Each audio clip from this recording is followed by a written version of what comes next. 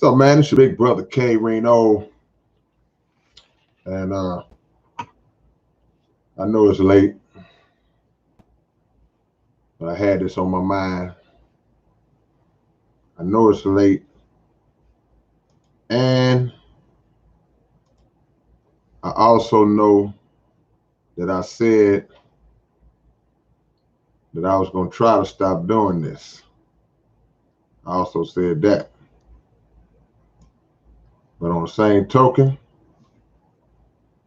I got it on my mind. Hold on, y'all. I'm trying to get my whatchamacallit together. I got it on my mind, so we got to deal with this. Hit the like button as you come in. Y'all can see the title. I will explain everything that's going on and why I chose this title tonight. Again, I have to ask y'all to forgive me for popping in very late like this because I can't help it though. I'm a late night guy. I'm a late night person. So, I mean, I'll be trying to do these lives a little earlier, but we're not going to play around. We're going to get right to it, man. And as y'all see by the subject, it's about the media, but not just the media, just how those who control the media, those who are in power, they do what's called holding the cards on black men. And what I mean holding the cards, when I say holding the cards, I mean that everybody has a past. Doesn't matter who you are. It doesn't matter if you're black, white, Latino, Asian, Arab. Everybody has a past. And unfortunately for those who are famous or for those who are aspiring to get in positions of power, sometimes when they don't play the game on the way up the ladder, when you don't play the game on the way up the ladder, those who are in control of the game and those who are in control of allowing you to reach that certain position, what they will do if you get out of line, if you buck, or if they just don't feel like you should be trying to get to a certain position in the first place. You don't have to even have done anything to them or said anything about them. The pattern is with black men that typically they will start to bring up things that black men have done in the past, whether it be convictions, whether it be allegations that never turned into charges or convictions, whether it be drug abuse, DUIs, just something negative, something that was a blemish in their past. Those things will be brought to light at a time when you just look and say, well, why would y'all bring that up? Why would y'all bring that up right now? Why would the timing of that be so relevant right now? Why would y'all bring that up? And what inspired this topic for me was, again, y'all know I'm a big basketball fan. So I was watching how there were two hires in the NBA in the coaching positions. One was Chauncey Billups being hired to coach Portland Trail Blazers, and one was Jason Kidd being hired to coach, I think, the Dallas Mavericks. Y'all could double check me on that. But much love to y'all coming in this late also. I want to definitely acknowledge y'all. I'm not really caught up in the numbers of how many people are in here because I'm just getting this message across. But please hit the like button as you do come in. But in the midst of two brothers being hired for these positions, instead of making the story be about the actual hire and the actual process and the actual game of basketball, it turns into things that they have either done in their past or things that they were accused of doing in their past that are totally irrelevant to what it is they're trying to accomplish right now. And I know what some of y'all are thinking, well, what do you mean totally irrelevant? If they did this, if they did that. Okay. But if that was something that was done or alleged to be done 10 years ago, 20 years ago, 15 years ago, especially if an individual, just say somebody went to prison, and we live in a country who claim this good old United States of America that will say that you are innocent until proven guilty. Innocent until proven guilty. And if proven guilty and given a sentence, given a term to serve in prison, if given that, then what happens is you are supposed to be allowed the opportunity to come back into society after serving what they call your debt to society, and you are supposed to be welcomed back into this community, into the society with a fair shot, with a clean slate. But we all know how that goes. So you have individuals who go to prison, serve their time out, will admit, hey, this is what I did. This is who I used to be, but I'm not that person anymore. Now I want to come out and I want to be a productive member of society. And they can't get employed by anybody. Their criminal record follows them all the days of their life. Criminal history, all the way. It gets so bad that sometimes people will lie on the application just to get a job. And people have lied on the application to get the job. Then they get the job. And there's been times where people have been working on a particular job for years. Or maybe not even years, months, 8, 9 months, doing well on the job. No problems at all. And then they find out they lied on that application. Because when they tried to say, or have you ever been convicted of a felony? And they tried to be honest, they couldn't get the job. So now it's like, man, I got to get a job. I'm going to take my chances. Model citizen. Find out you lied on that application, terminated. So America is a country who never lets you live down your past. Even when you're not guilty of what they accuse you of being guilty of. See, I'm speaking on both sides to give understanding. Sometimes there are things that have been done in the past. Yeah, you did it. It is what it is. You have to be responsible for what you did. It is what it is.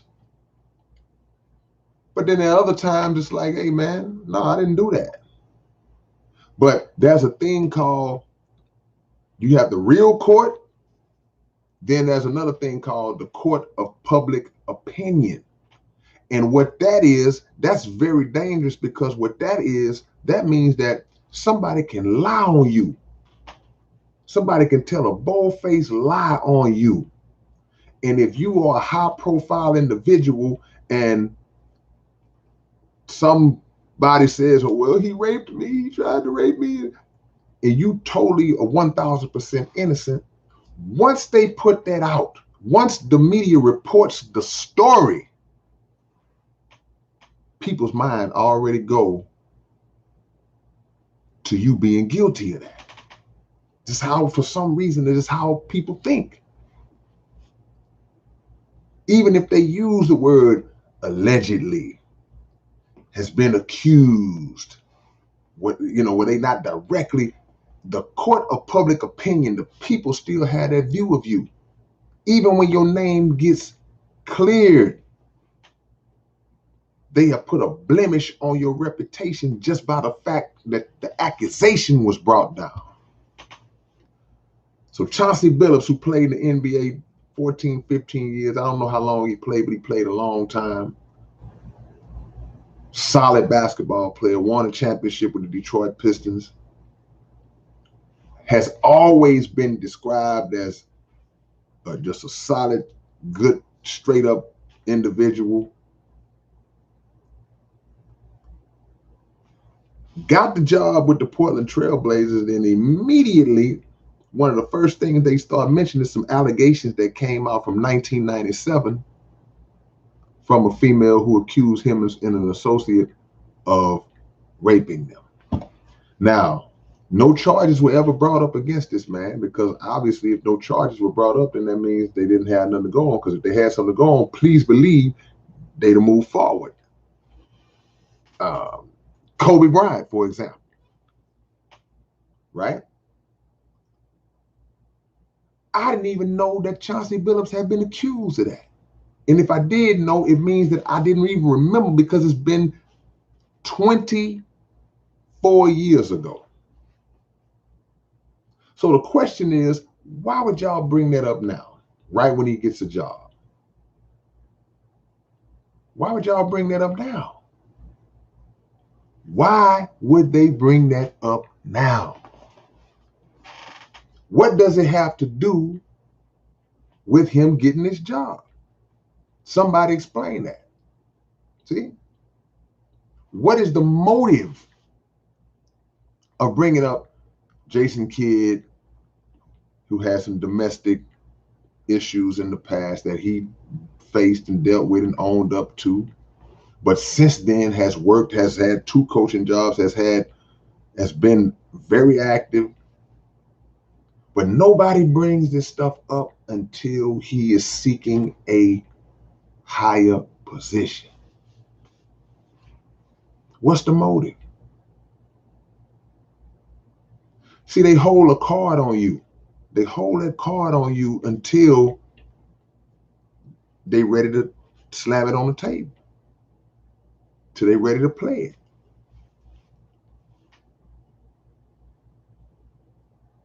And it's not a matter of defending somebody who might be guilty. No, it's not the case. But I'm not judging or condemning anybody either.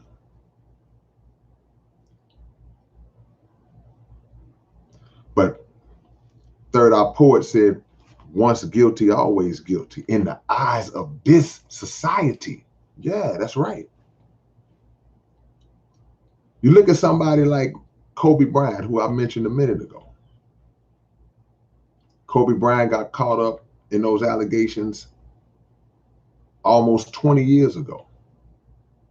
And one of the first things they brought up after he passed, they threw that in there. They mentioned that. And there was some who even brought it up. They didn't bring it up just as a part of his total story, like, well, and then when we got to 2004, this happened. And it wasn't just along the way. It was venomous. It was with malicious intent to bring that up. Well, he was a rapist and he didn't. And he was not found guilty of those charges. So when the black man is not found guilty or the charges are dropped, oh, he's still guilty. He's still guilty. And you wait till a man is gone to try to dig that back up. Mike Tyson gets convicted. And years after he's convicted and released, served time, released, there are isolated incidents where somebody brings that up and throws that back up in his face. This one reporter, Mike, was ready to cave his face in because they put this this puppet black reporter in front of Mike, pretending to be giving an innocent, honest interview to Mike, and he slips in some slick talk about being convicted of rape when Mike was in town for a totally different event, for another event. And this is the thing that they do. They don't ever want to let you live down whatever past you might have.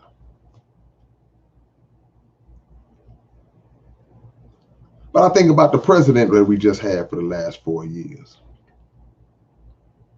and how he is a hero. Oh, he's never been charged or he's been accused multiple times, but he's a hero. I think about what I saw happening with Chauncey Billups today, and it made me think about, since we're on the subject of basketball, it made me think about Marv Albert. And for those who don't know who Marv Albert is a renowned sportscaster. He's been in the business over 50 years. You can go back all the way back to the late 60s and 70s and hear Marv Albert broadcasting games, and he's uplifted and praised because he's retiring this year, and they've been honoring and saluting this cat all month long, doing specials on him and talking about how iconic some of the calls, some of the games he's called and the iconic games he's called and things of that nature. But this the same dude who lured a woman to his hotel room, and when he opened the door, he was wearing a garter belt like the women wear, and brought in a room and bit her on her back. And he got slapped on the wrist. They suspended him for like a year, and they brought him right back. They eased him back in. And now it's as if it never happened. Because Marv Albert's getting ready to retire, but they're not going through his chronology and saying, well, yeah, Marv Albert, boy, he's getting ready to retire. He was a great broadcaster. But that was that time where, no, they don't do that. They don't do that with Marv. They don't do that. See? So there's a double standard and a hypocrisy in play, because they hold these cards against black men to keep us in our place. When black men are murdered by the police, what's the first thing that the media does after they report the actual incident? They start to delve into the life of the person, the black man that was murdered, and they start seeking past criminal activity so they can put that out in front of the world in an example, in an attempt to justify what happened to him. See? This is the dried out, redundant tactic that's used over and over and over again, as if to say it's okay to kill a black man. It's okay for the police to kill him if he had some kind of blemish on his past. It's all right, because now you've removed bad element from the society.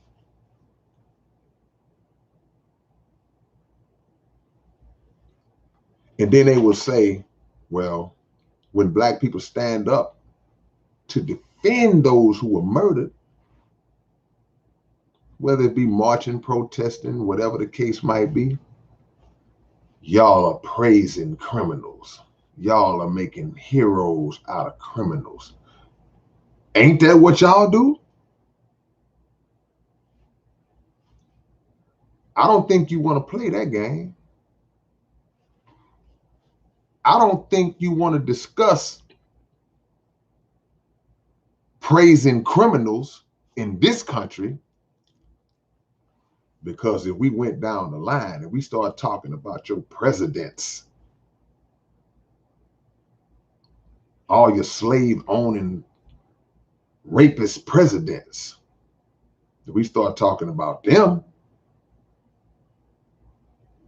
the very ones that are on those dollar bills, that's on their money, the very ones who have monuments and statues and giant murals and portraits all over the country built in their name, in their honor, if we start talking about that, then you're being disrespectful. You're being disrespectful to the founding fathers. See? So the bottom line is that this is what we got to understand. This is what you got to understand, black man, black woman. It's all right for you to generate money for these entities. It's all right for you to generate bread for them. Millions and billions of dollars. It's all right for you to do that. Because nobody said anything about this with Brother Chauncey Billups. Nobody said nothing about that was like, I didn't even know. This man played a whole career. Has had several jobs in broadcasting and assistant coaching and things of that nature. Then all of a sudden, when he gets a job being a head coach, somebody reaches out and pulls that up. Interesting, very interesting. So you guilty even when you're not guilty. And even if you was guilty and you have served your time, you have took your bullets, you still guilty. In the eyes of this society, in the eyes of this government, and this media, you still guilty.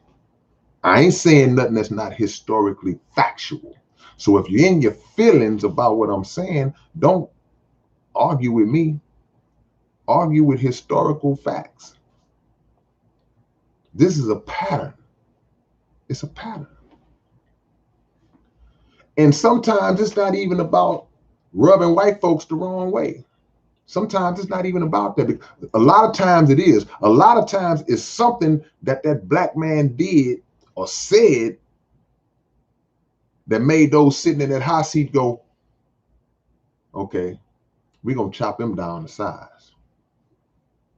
We allowed him to get to this point and he's being disrespectful and ungrateful. We're going to chop him down to size. Sometimes it is when a black man is standing up, when a black man is speaking out against injustice. That's why they don't like LeBron.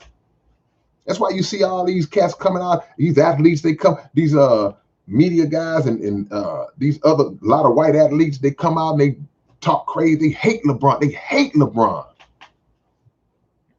And I ain't talking about just we ain't on the actual sport. They hate LeBron. And they hate him because he's a successful black man who's closing in on being a billionaire, who has millions of fans who love him, but they feel envy because of those positions, that the position that he's in and the influence that he has and the power that he has, and they don't feel he deserves it because he's black. And he should shut up. And like the lady told him to shut up and dribble. See? There is a lack of respect for the black entertainer, the black athlete. We know there's a lack of respect for just the average black man walking the street, because you see what the police do to him all the time. See? But They don't respect you no matter how much money you got. No matter how many jerseys you sold, no matter how much revenue you generated in an economy that serves them, still don't respect you. You're still beneath them. So if LeBron comes out and speaks out against some injustice, they have a problem with it. Why do you have a problem with that? It's even some black people that got a problem with, well, athletes shouldn't be speaking on social issues. Why not? Why shouldn't somebody in a position of prominence and that's well known, why shouldn't they use their voice and their platform to raise awareness, to try to help and wake people up? Why shouldn't they do that? See? Hypocrites, man.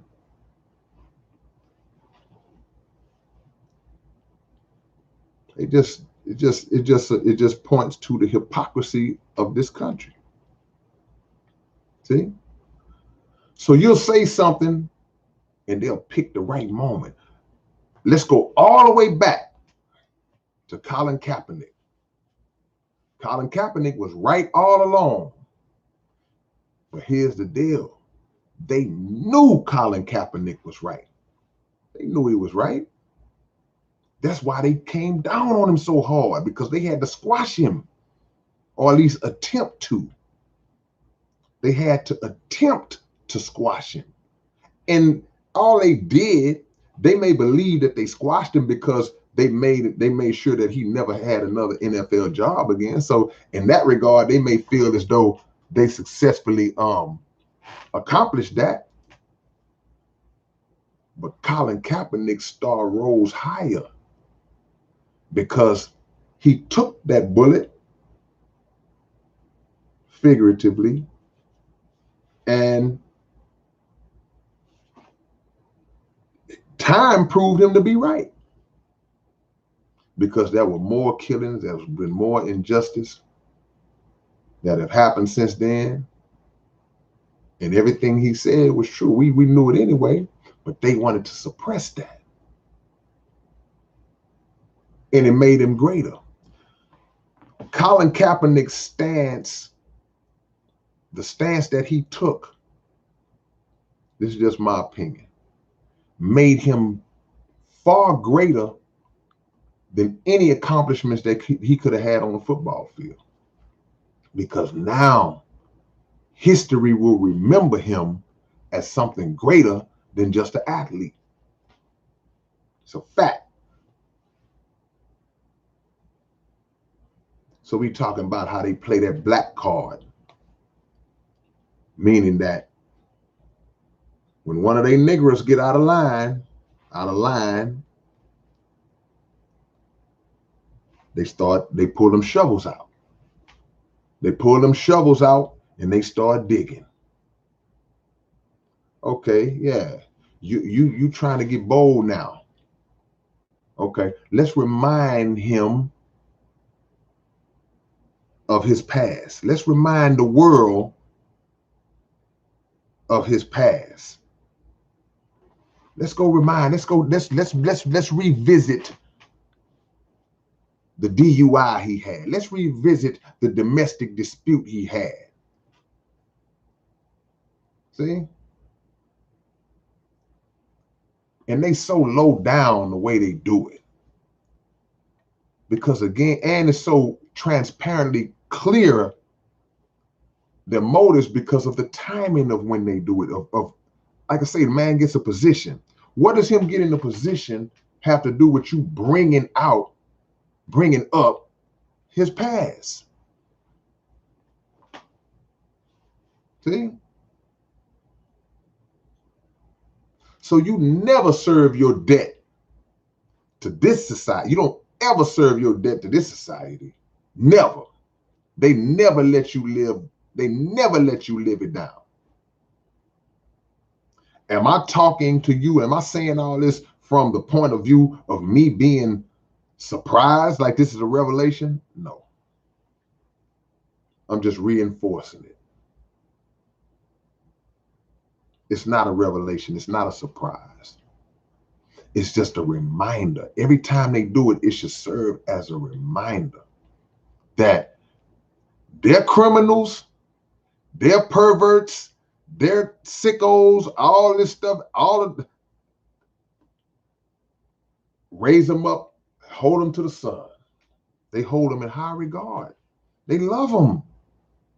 Just got through telling you about Marv Albert. They love him. We can go all the way back to freaking George Washington. They love him. He's the father of this country. He chopped down a cherry tree and told his dad, I cannot tell a lie. I chopped down a cherry tree. Stupid nonsense. They love Abraham Lincoln. They love Thomas Jefferson. Thomas Jefferson owned so many slaves. George Washington owned so many slaves. And Thomas Jefferson he loved the female slaves. He might not like black men, but he loved black women. Thomas Jefferson got black people to this day that are in his bloodline because of all of the slave women that he was running through. He had full access to them. He was at home with his wife, and he would be with his wife and be like, "Yeah, she's all right, but I've discovered something out in the barn back there that she can't compete with." So he loved the black women. One in particular named Sally Hemings. He loved Sally Hemings. But Thomas Jefferson is praised. George Washington is praised. Donald Trump is praised. So don't talk to us about turning our criminals into heroes. You turn innocent, unarmed black men who get murdered by white police, you turn them into criminals. You turn them into criminals. So we got to reverse the game.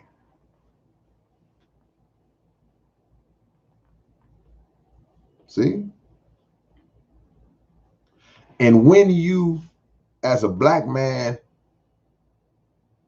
make a mistake, or if you misspeak, or if you speak your mind and they view it as being offensive, or you misspoke,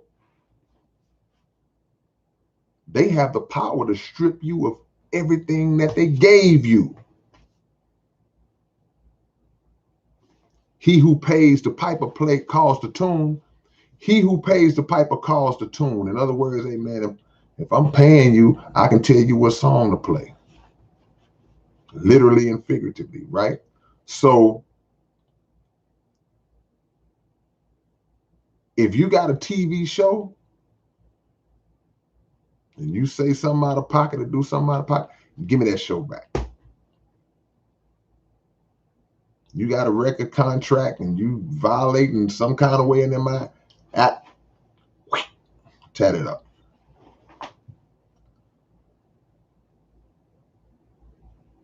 And they treat you like you are the scum of the earth. And it's so hypocritical because these are the very people who control Hollywood. They control the sports industry. They control the record industry. These are some of the lowest, sickest people you're going to ever come across. And playing moral judge. they don't do that with their own. They call their own into the room and say, hey, man, just be easy, man. I know, you know how we get, I know how we get down, but look, you can't be, yeah, you gotta be careful. Man, Weinstein, we didn't want to lock you up, man. But you were so out there. You were just so out there.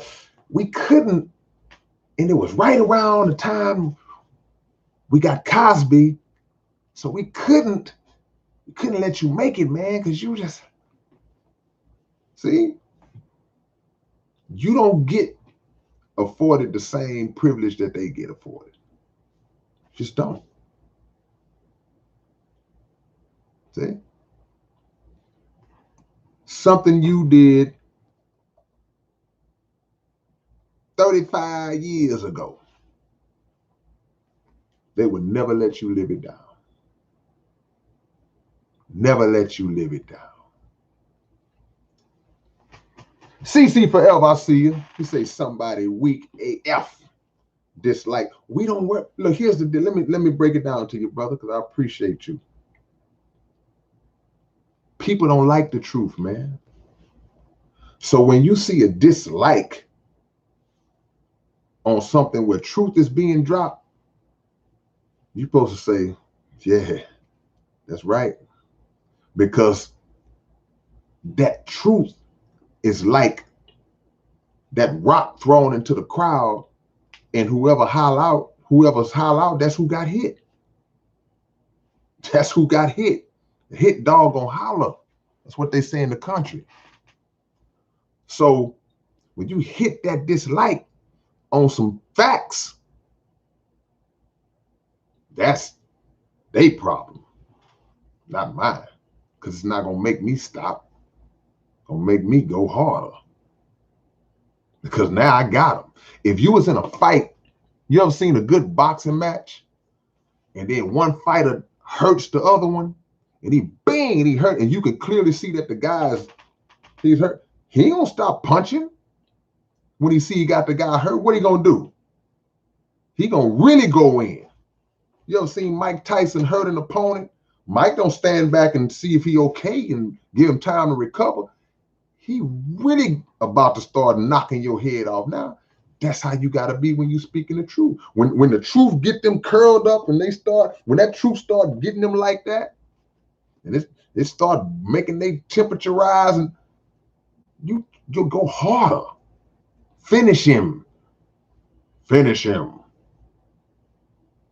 See? Hey, Jay say it's extremely hard to get a person to unbelieve a lie. Well, when the lie becomes a part of history, and then the lie is woven into generations, woven into your very DNA, then the truth of the matter is it almost ain't a lie no more. Now, technically, yeah, it's still a lie, but a lie becomes the truth. Like Michael Jackson said, because a lie becomes the truth. Hey, hey, a lie can become the truth if it's executed well enough and it's engraved deep enough and it's repeated often enough. See? But here's the thing, Hetty. Most of them know that it's not a lie. They know that it's the truth. But it sticks them. I got a pen sticking myself in the side. It sticks them. Because another saying is the truth hurts. It hurts. Because when you have benefited from the lie for centuries, I see you, L. Jackson. I see you, G-Spot. When you have benefited from the lie, you don't want to lose them benefits. I remember one time I was getting an unemployment check. Yeah, I've had a couple of jobs in my day. I used to get, I was working at this spot and I got laid off and I filed for unemployment. And I started receiving my unemployment benefits. And after 6 months, I knew the benefits was about to be up. And somebody messed around and told me that I could apply for an extension. I called and they gave me a 3-month extension. I was like, whoo, 3 months extension. When those 3 months was up, I didn't know no better. I tried to get an extension on the extension. And that's what the lady told me. The lady said, sir, you can't get an extension on the extension. I was like, oh, okay, my bad. But see, that's how they think about it when it comes to that lie. They have benefited from that lie. They've been getting them benefits so long, they want an extension. But it's so much truth available to us now, so much truth circulating. Nope, you already had an extension. You can't get an extension on the extension. You out of there. So, because different bodies of knowledge and different truths are coming from different directions, from different sources. Different black people, brilliant black people dropping truth and dropping science and dropping knowledge that the world wasn't exposed to because they never taught that in school. They didn't teach us this in school. All the stuff we know, all the stuff that I read y'all say, all the knowledge y'all be dropping when I do these lives, I guarantee you, y'all ain't learned this in school. You acquired this knowledge after the fact. Because this educational system ain't gonna teach a black man the real truth, the real history, because if they teach us the real history, they'll know that we are the history. See? So get mad. Go on, get mad. We had to learn this stuff ourselves. This is in 2021. This was in 1998. This was in 1989. I'm going back to when I was in school and before that, all the way back to the time of slavery, when they told black people, you're not even allowed to know how to read. Why would somebody tell you that you can't read? It's against the law for you to read. And if you get caught, if you get found trying to read or learning to read or reading, we're going to beat the hell out of you or kill you. What's behind that thought? Why? Why would you keep somebody from reading? If I was from the outside looking in, I'm from another planet, and I just come down and they giving me a tour of the plantation, and they say, well, yeah, we don't allow them to learn how to read. I would say, why?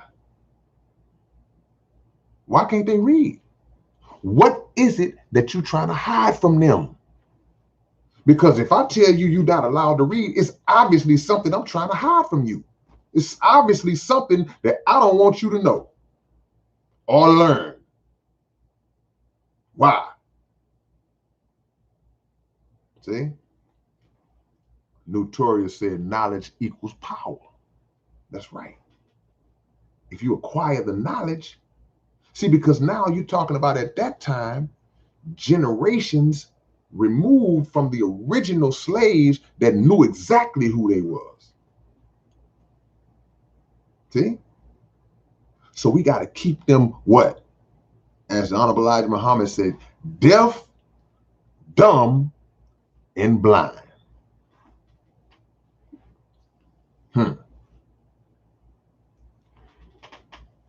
So they hold that card. They hold that card on you. They hold that card on black people, man.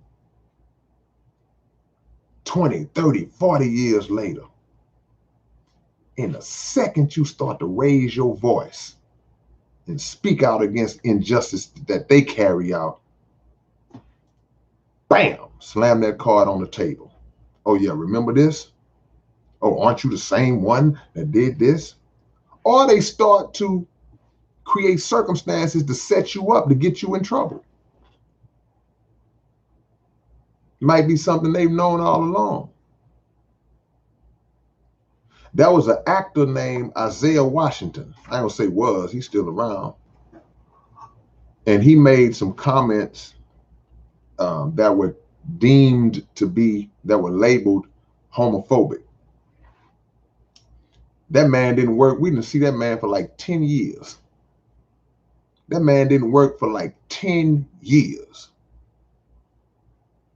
He was basically excommunicated from Hollywood and basically made to serve a prison term, but not a literal prison term, a prison term being incarcerated, being locked out of the industry for that long. This man not allowed to work because he made what was deemed to be a homophobic term.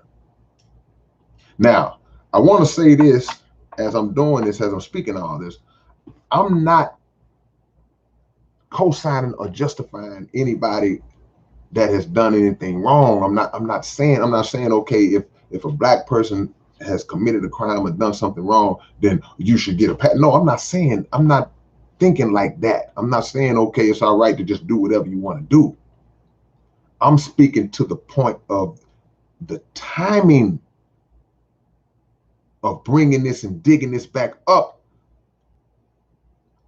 especially as it relates to a black man who has already either suffered the consequences, went through it, dealt with it, faced on to it, did time, suffered criticism, or whatever the case may be for what they actually did, or a black person who got accused of something that they didn't do and still gets labeled as that.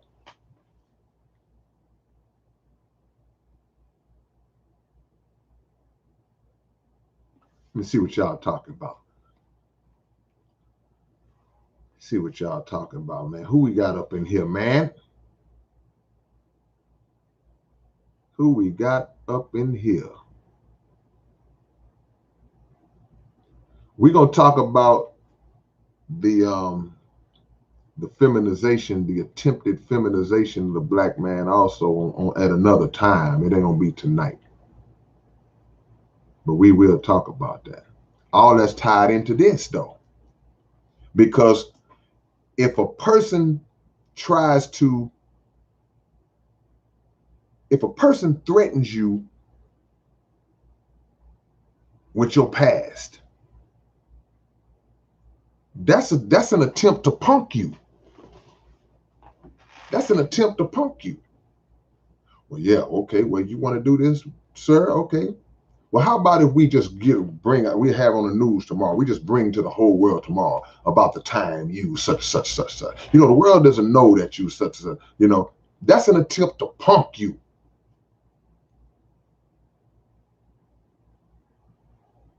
I got something in my mind I want to say, but I don't want to say it because I want to say it, but I want to say it the right way as not to sound like I'm condemning one of our great freedom fighters. So I might say it if the proper way forms in my mind, but if it doesn't form in my mind, then I'm not going to say it. But I'll say this. There are times where government officials have threatened powerful black leaders to expose information about them that the world didn't know. And it's happened multiple times, but it's about how that leader responds to it. If the leader says, okay, well, you know what, man, hey, do what you got to do. Do what you feel you got to do. Because the cause that I'm fighting for is bigger than anything you could try to put out on me. But they want to put it out to try to make you appear that you're not the person you claim you are. Well, see, look, he talks about all of this and all of that. And now look at this. But for some, it'll make them crack and say, ooh, okay, all right, you got me. Don't talk about that. Okay, all right. I'm not gonna I'm not gonna go there anymore. Just allow me to can I still be like on my black man stuff? Yeah, you can be on it, but that what you said, that line you was crossing, don't cross that line no more. So it's a shot at black masculinity. It's a shot at your manhood.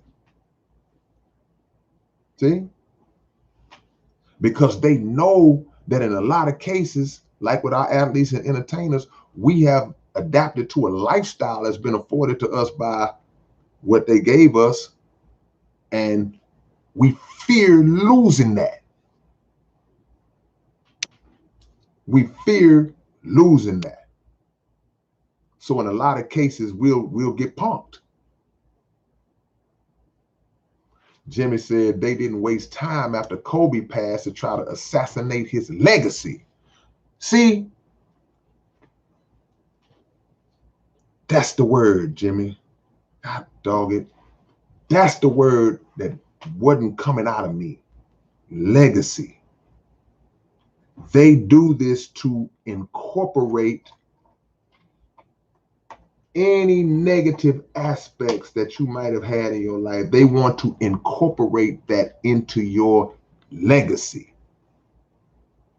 And some people will say, well, hey man, that's part of their life. That's part of their story, man. It's only right that they bring it up. But why did you bring it up when you brought it up? If in the totality of that story it's mentioned, cool.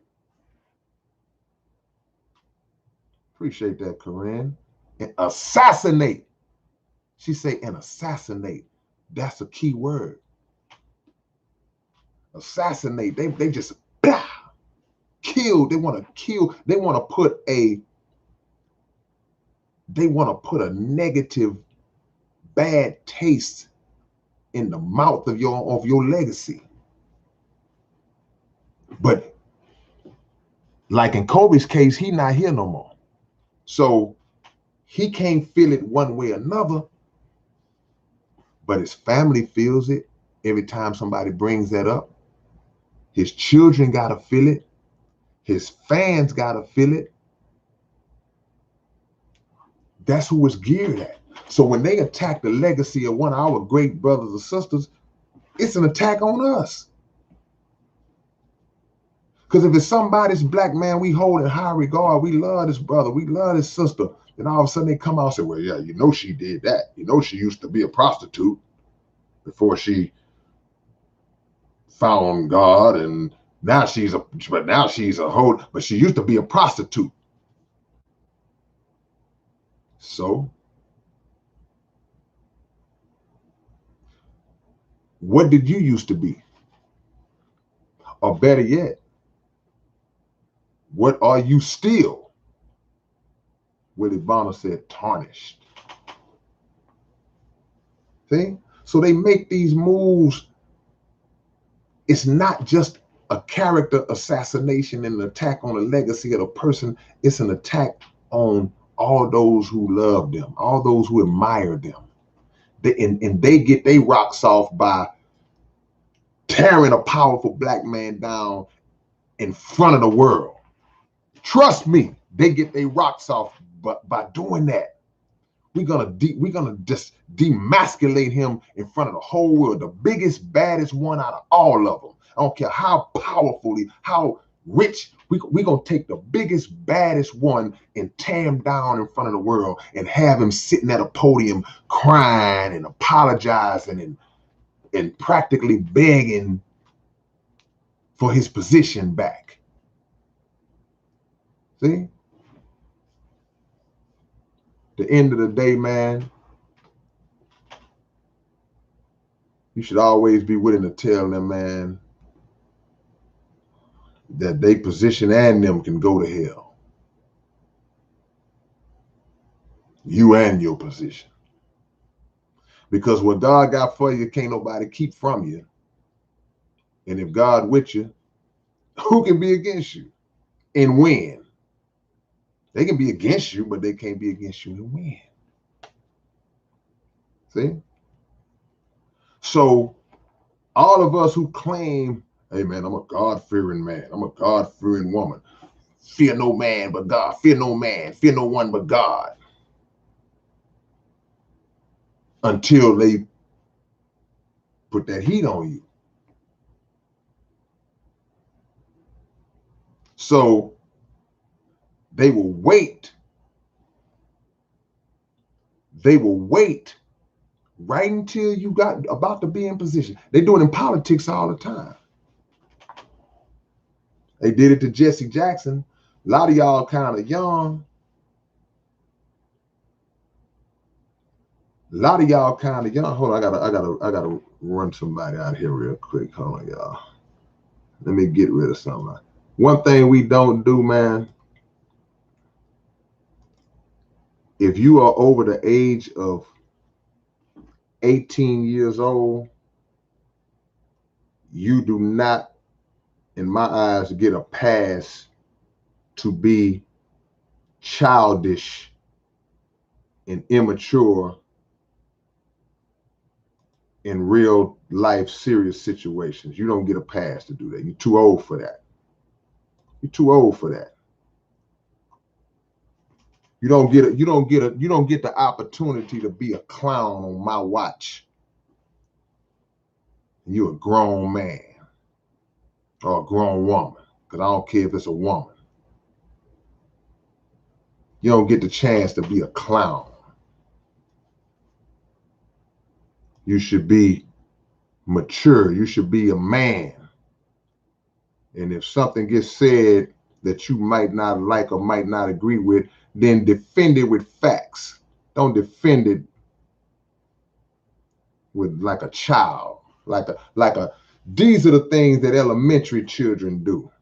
Stuff we used to do in school when I was 9, 10, 11 years old. Not when I'm a grown man. So when you get back on your grown man level, then feel free to come back and join us.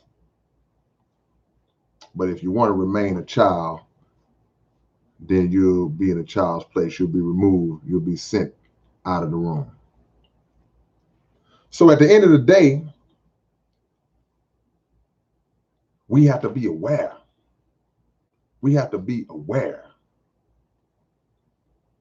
I ain't gonna say what I'm thinking. We have to be aware of what's going on, what's being plotted. The biggest mistake that we can make, y'all, is feeling like these situations are just by chance, or it's accidental, or it's not really what you think it is. Nah, it's strategically done at specific times for specific purposes to specific people by specific people, certain people. Think about that. They don't have no problem making money off of you. They don't have no problem making money off of you. Long as they can make good, quiet money off of you, they fine. Make good, quiet money. Quiet money means, man, this guy, I'm gonna give you an example of some good, quiet money. I ain't gonna do that, because it'll be like I'm shooting another black man on the bus. I'm not gonna do that.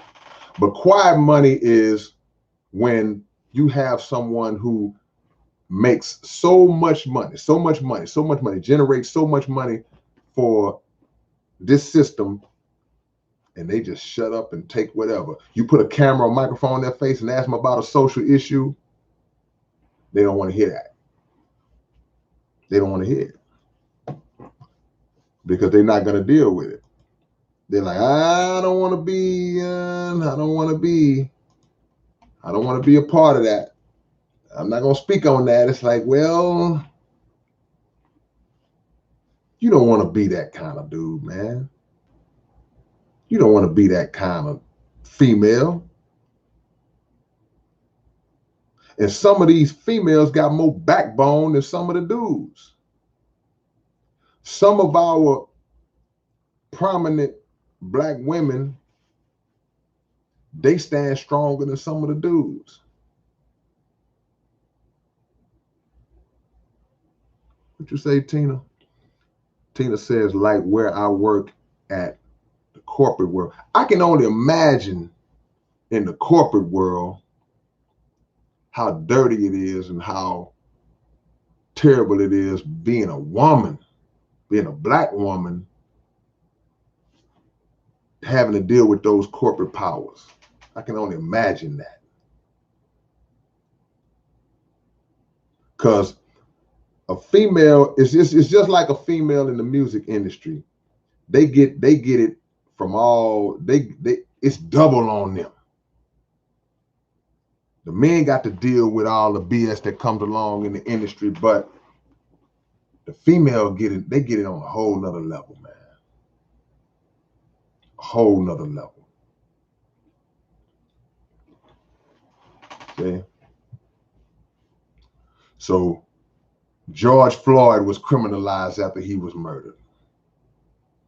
Mike Brown was criminalized after he was murdered. Trayvon Martin was criminalized after he was murdered. Sandra Bland was labeled an angry black woman after she was murdered. It's always something. Even Botham John, who was in his own apartment, oh, they found some weed. And okay, so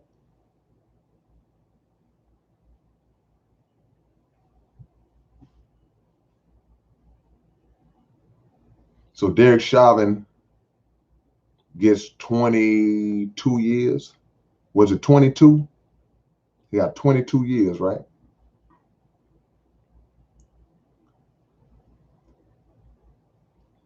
I don't know how it's set up, but from what I've been hearing, people are saying he might do 10 of that. Yeah, he got 22 and a half. Thank you, James. He might do 10 of that. Correct me if I'm wrong. I don't know how the terms are set up. Does he have a possibility of parole? I don't know. I haven't even been paying attention to that. See? Like Ron Paul Adai says, he's gonna put in an appeal. But the point that I'm making is that if he was commanded to do the whole 22 years, that's still a slap on the wrist, considering the fact that he committed a murder in front of the whole world in broad daylight. But that uniform protected him because he got the backing. Like Muhammad Ali said, he got the complexion and the connection to get the protection. So even if he did all 22, that's not enough compared to the actual crime. Yep, and it was a crime.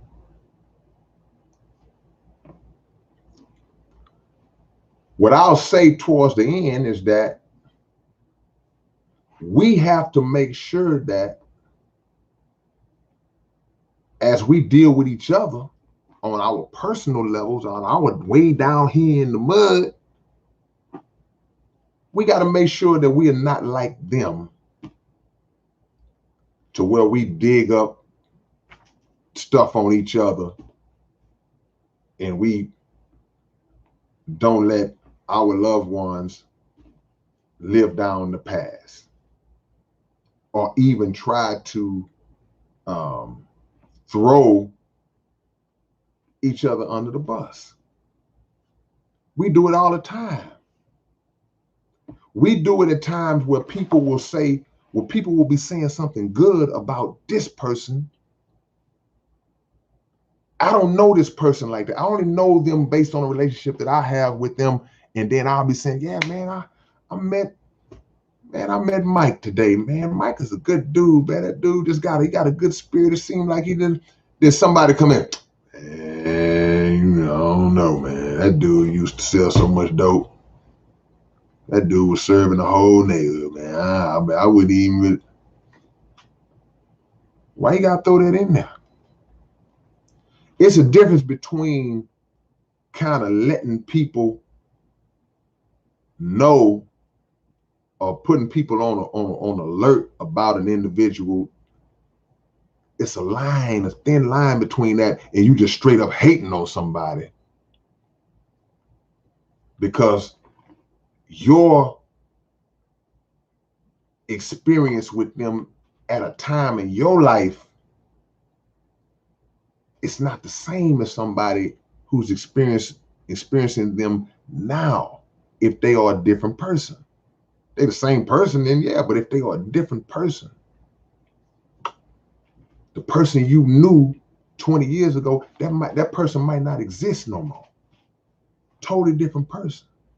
I may have known this cat for 15 years. He's been the most stand-up person that I ever knew, but you knew him 25 years ago when he was a fool. But you've locked him in that fool state because that's what you knew him as and never gave him the opportunity or never gave yourself the opportunity to know the person that they became. We do it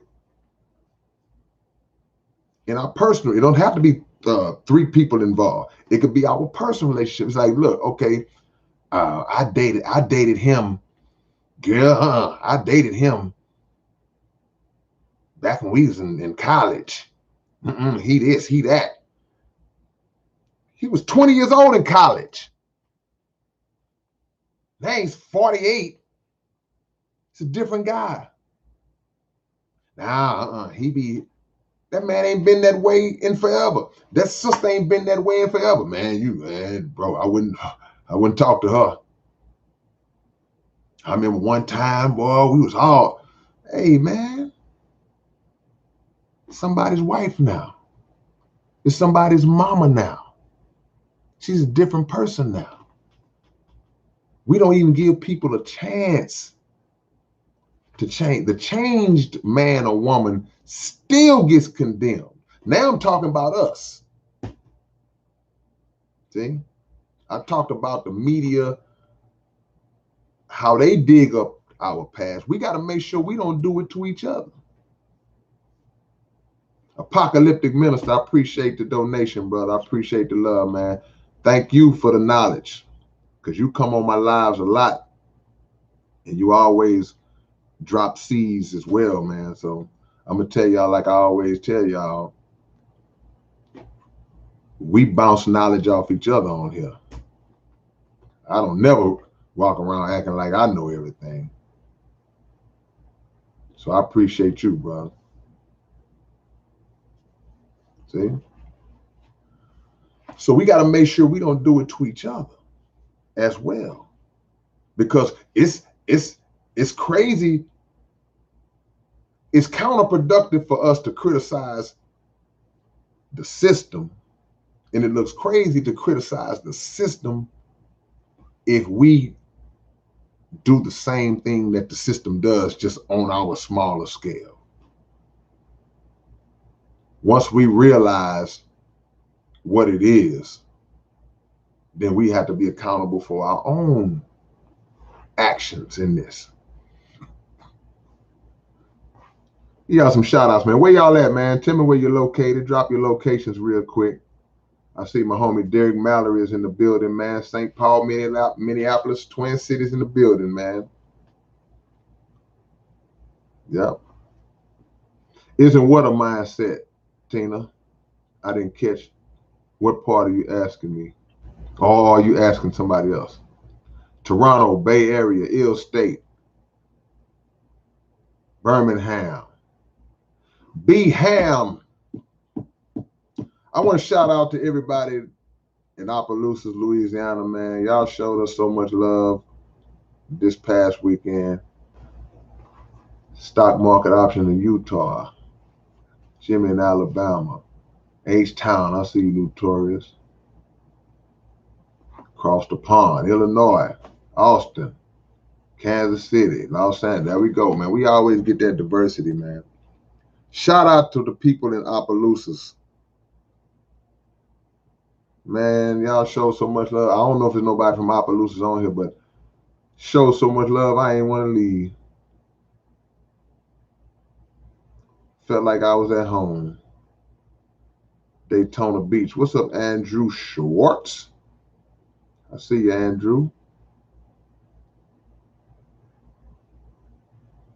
CC Forever said, I wish we had our own natural resources so we could possibly break away from this time. That's the key. Separation is the best and only solution for the black man and woman in America. So teaches the Honorable Elijah Muhammad. That's the key. It's only so long that an abused spouse can complain about being abused, but he or she won't move away and separate from the abuser. After a while, the people around you start going, okay, every time you come around me, you got a black eye, you got a gash in your head, your arm is in a sling, you complaining about what this person is doing to you and how this person is mistreating you, but you won't leave. That's insanity. So you're absolutely right.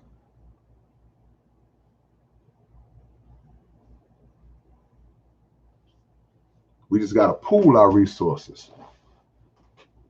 Our best natural resource, CC, is our unity. That's our best natural resource, to unify. L. Jackson is in Australia. J. Stroh in St. Louis. R. Jams, Northside. Man, y'all go download my single, Houston Is. Go spend that little hot 99 cent, man, and get that single, and go pre-order the new album, A Blessing and a Burden. You can go to southparkcoalition.net right now and pre-order the album, physical copies. It'll be dropping in about a week and a half, 2 weeks. San Antonio, ain't none of my San Antonio people in here tonight?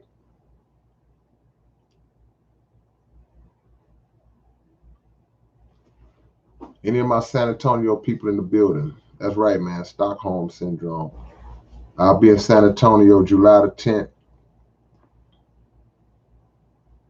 Y'all come through, man. That's my San Antonio album release. Appreciate y'all.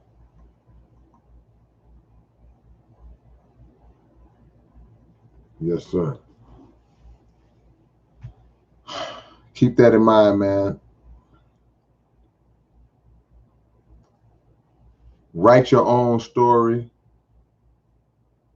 Surround yourself with people who will not allow other people to miswrite your story and misrepresent you.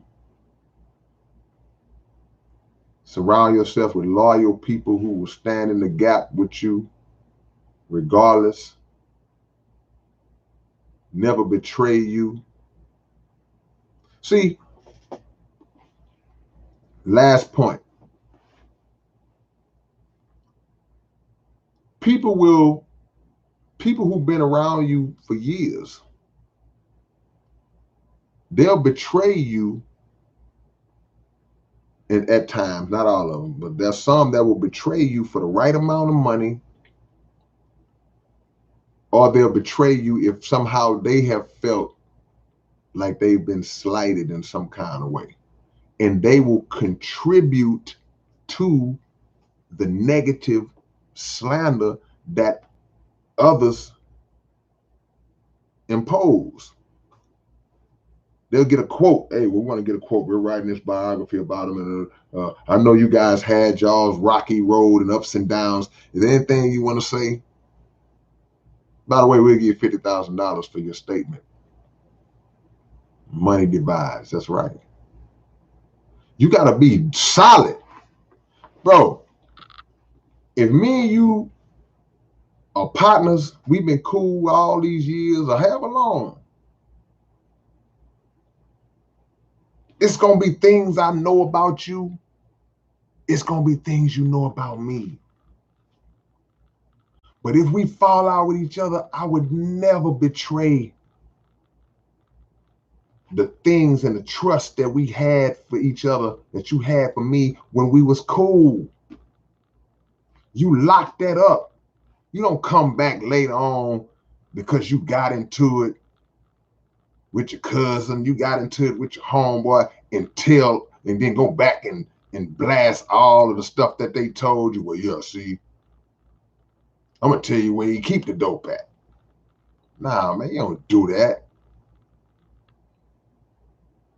No matter how bad it got between y'all, the moments that y'all had when y'all was cool, don't never betray those moments because y'all fell out.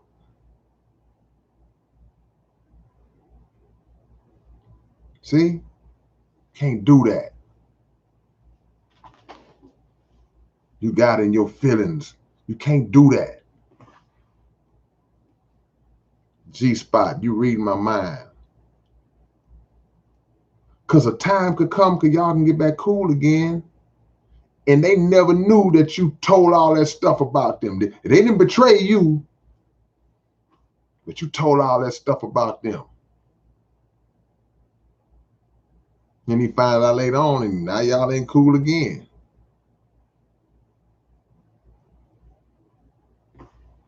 See? One love, man. I love y'all. I appreciate the love, man. Peace.